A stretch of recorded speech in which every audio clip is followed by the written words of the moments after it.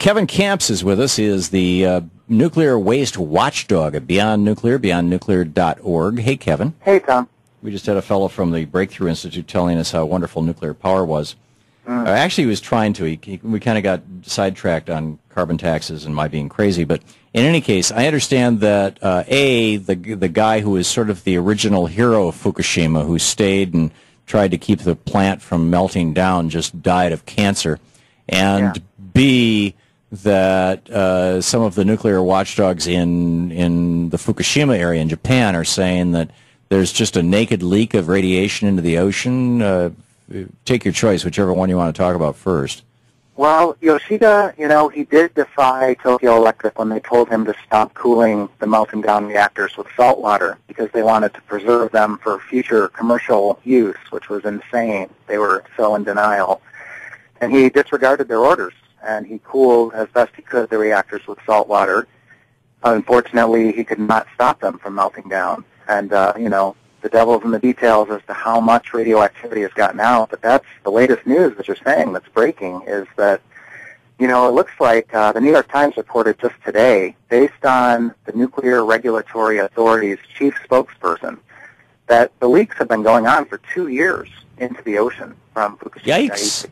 And they have surged recently in the last days and weeks to much higher levels, something like 100 times the level of cesium and strontium and tritium that's been previously seen in the groundwater near the seaside and even in the ocean itself, just offshore. Wow. So he admitted they don't know where the leak is occurring. They don't know how to stop it. So, and cesium does what to the human body? Cesium is a muscle seeker, and it has caused, for example, in Ukraine and Belarus and Russia, a condition called Chernobyl heart, even in children, which is holes in the heart congenitally. Okay, and strontium does what to human beings? Strontium is a bone seeker that causes various bone maladies, including in the bone marrow. Including bone cancer and leukemia? Yeah. Okay, and what was the third element you said? Tritium, which is radioactive hydrogen, which is also a clinically proven cause of cancer and birth defects and genetic damage. And this stuff is just literally pouring out of Fukushima right now as we speak. They have like 100 tons or more of leakage into the basement levels of water, groundwater, on a regular basis, and that's where it's picking up its contamination and then leaking apparently into the ocean after that. And that's the same Pacific Ocean that ends up from Oregon all the way down to Southern California on our side of the Pacific Ocean. Yeah, and the ocean currents, even certain forms of seafood like tuna actually bring it over here pretty quickly because they're actually swimming, migrating. So, it's the bioaccumulation in the food chain that we really need to worry about. Some people might try to dismiss this as not important because the ocean is so big, the radioactivity will dilute. But the bioaccumulation is what reverses that process, and we sit at the top of the food chain. Right. Now, I know, sometime back we talked, and you were telling me about efforts, volunteer groups who are putting together monitoring stations, both for air and water, but also looking for things like cesium in the fish. What's the status of that? Well, the Fukushima Fallout Awareness Network is one of the great coalitions happening in North America, and they're really urging the U.S. Food and Drug Administration to take this issue seriously, to put official federal monitoring at a much higher alert level on the food that's, coming from the ocean, that's even being imported from Japan, because our regulations are much weaker than Japan's. Japan allows for 100 becquerels per kilogram of radioactive cesium in food. Beyond that, it's considered unfit for human consumption. Incredibly, in the U.S., the standard is 1,200 becquerels per kilogram. So we easily could be importing Japanese contaminated food into the United States. Whoa. And is this Japanese contaminated food that is too radioactive for Japan, so they're exporting it? You're talking about seafood? All food. Even crops that are being grown, not just in Fukushima Prefecture, but in adjacent prefectures. So, things like rice? Yes, you name it. I mean, I've checked the International Atomic Energy Agency website from time to time to see the list grow of the various foods that are being contaminated in Japan, and at certain different levels. Now, this is this is what could be and what the levels are, what is actually being measured? You have, hey, this group of 15 people in Portland, Oregon just discovered, in this restaurant, salmon that kicks a Geiger counter at this point. Is there anything like that? I think it's still in the initial stages to try to set up those kind of systems. I mean, it's even been forced on the people of Japan to do their own food analysis because their government, which is in bed with the nuclear industry, isn't doing anywhere near an adequate job. So, for example, there's a family in in Osaka, that has set up its own food monitoring system. They paid something like $10,000 or $15,000 to acquire it from Ukraine, of all places, who have to deal with the aftermath of Chernobyl. And they are checking the food not only for their own children, but for their children's schoolmates. And so they've set up kind of a single elementary school governing its own children's food supply. And what are they finding? Well, I haven't heard recently, but they are on guard against their children eating any contaminated food above a certain level. Yeah, amazing. And that above the certain level, that's where the devil's in the details, because there is no safe level of radiation. That's right. Artificial radioactivity is harmful. Very for risk of cancer. Period. No nukes.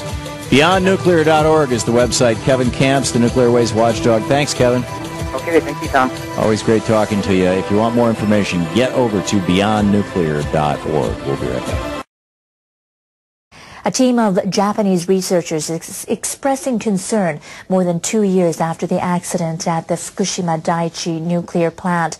They found high levels of radioactivity in fish almost 100 kilometers from the plant. The scientists caught several Japanese sea bass off Hitachi City that contain levels of radioactive cesium exceeding 1,000 becquerels per kilogram. The amount is more than 10 times the government safety limit. In April 2011, several other fish caught in the same area also contain levels of cesium above 1,000 becquerels. The researchers are trying to find out why fish are still tainted more than 2 years after the accident.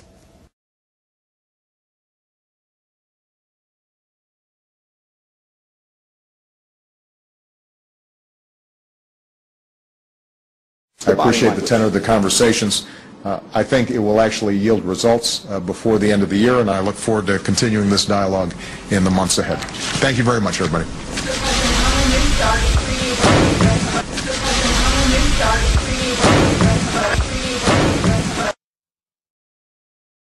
This week, we learned that the manager of Japan's crippled Fukushima nuclear plant, Masao Yoshida, died from cancer. His illness reportedly had nothing to do with the radiation levels at the Fukushima plant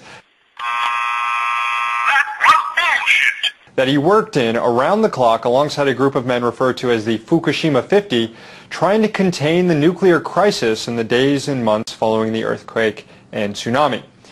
But although Mr. Yoshida's cancer can't be traced back to Fukushima, how many others in Japan may contract cancer in the future that can be traced back to Fukushima? On Tuesday, radioactive contamination of groundwater at the plant surged to levels 90 times greater than they were just 3 days ago. So what effect is the ongoing Fukushima nuclear crisis having in Japan, and what lessons should we be learning in the United States? Kevin Kamps is here. He's the radioactive waste watchdog at Beyond Nuclear. Kevin, thanks so much for coming on. Thanks for having me, Sam. So let's start in Japan. What's the latest when it comes to Fukushima, when it comes to Japan, in the short term, as far as getting the situation under control, and then in the long term, when it comes to what sort of health effects we might see from all these dosages of radiation over the last few years? Well, the best word I can come up with for what's happening in recent days and weeks at Fukushima Daiichi is hemorrhaging of radioactivity. And the scariest part of all is that they don't know where it's coming from.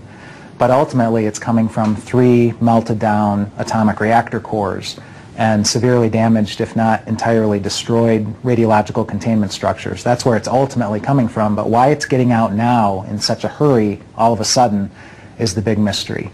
And this is despite the fact that they have growing tank farms that are stretching now off-site kind of into the hillsides, holding just countless hundreds and thousands of tons of highly radioactively contaminated water, some of which we know are also leaking. So what it looks like is that this leakage at a faster rate or a slower rate has been going on for over 2 years at this point. And this really is a crisis that the world has never confronted before, this sort of nuclear crisis. I mean, we've had nuclear crisis, Chernobyl, 3 Mile Island. This one at Fukushima is different.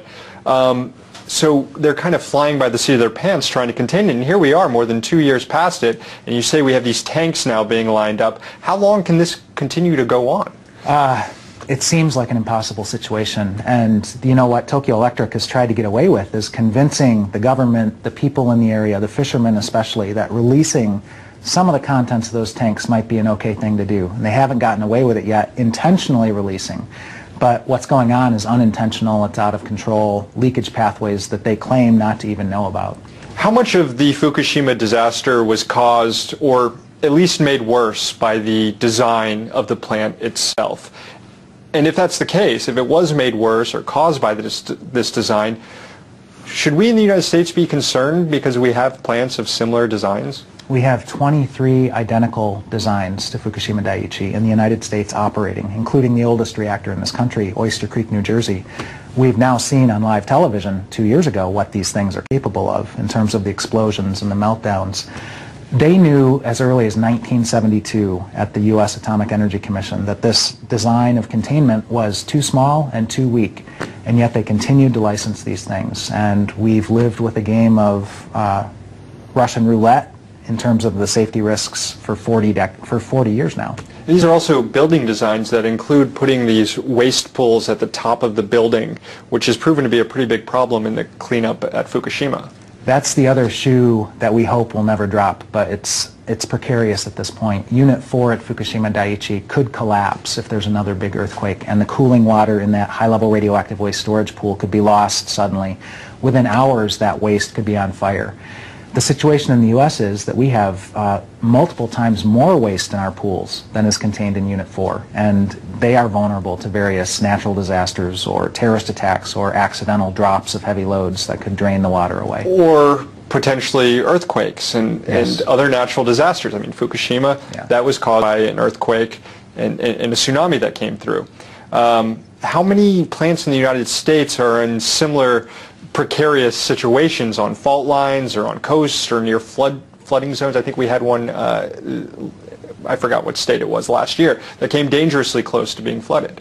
Well, Fort Calhoun in Nebraska has now been shut down for over 2 years, since April of 2011, because of the flooding out there, the damage that was done to the underground facilities. And just like in Japan, we are looking at the imminent restart of that reactor despite the damage done, and they don't know how bad it is underground. So in Japan they're trying to restart reactors despite Fukushima Daiichi. We have dozens, scores of reactors in various vulnerable situations to natural disasters. We did recently move to have reactors shut down at the San Onofre nuclear facility last month.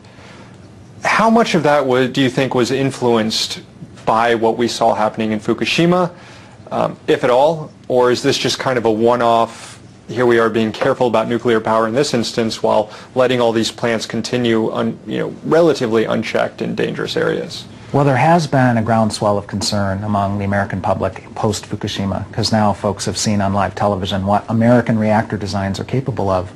But I should hasten to say that there are watchdogs in California who have been in the trenches for 4 decades out there, watchdogging San Onofre. And the Nuclear Regulatory Commission was not the one who shut down San Onofre, it was the utility itself. The NRC was doing all it could to keep this utility viable, but it was the intervention of groups like Friends of the Earth and grassroots groups who just shined a very bright spotlight on the damage at that facility and showed that it was dangerous to 8 million people if they ever restarted that thing. In the last 10, 15 seconds, what has Fukushima done for the movement for the no nukes movement? Well, I think, the fallout that hit the United States that is still going into the ocean has shown people that the food is contaminated to an extent, and people have to be careful what they're eating, and people are getting involved on the local level. The nukes in their neighborhood, they're fighting to shut them down. Right. Kevin Kamps, the radioactive waste watchdog at Beyond Nuclear, thank you so much. Thank you.